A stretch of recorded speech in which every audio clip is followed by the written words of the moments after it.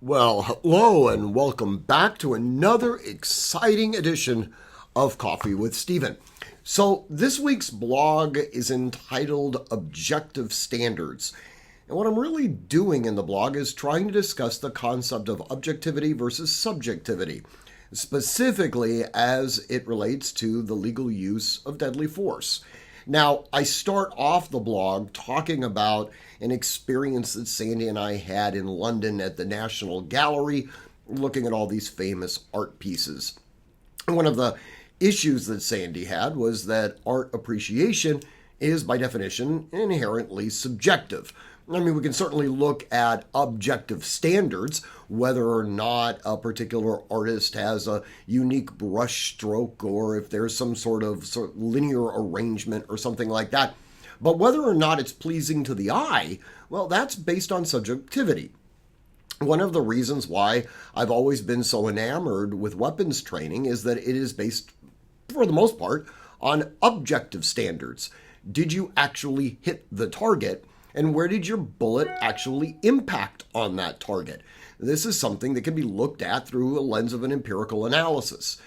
Many clients come to me and they ask me about specific fact patterns, whether or not these fact patterns are going to result in them potentially being prosecuted.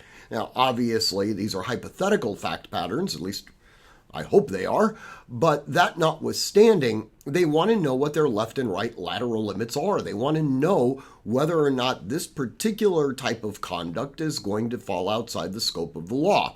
And I always have to reply to them, well, it kind of is based on what zip code you happen to be in.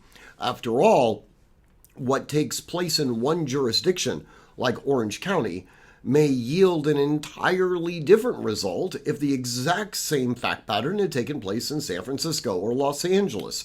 It's the same penal code being used, but the standards are subjectively very different. How it's looked at by one person is going to vary based on their experiences versus someone else. I always start out my CCW classes by saying, welcome to your morally ambiguous CCW journey. And that is, to a large extent, exactly what is taking place. Anyways, I do hope you read the blog. As always, please train constantly, train consistently, train repetitively, and train with purpose. Above all else, stay safe.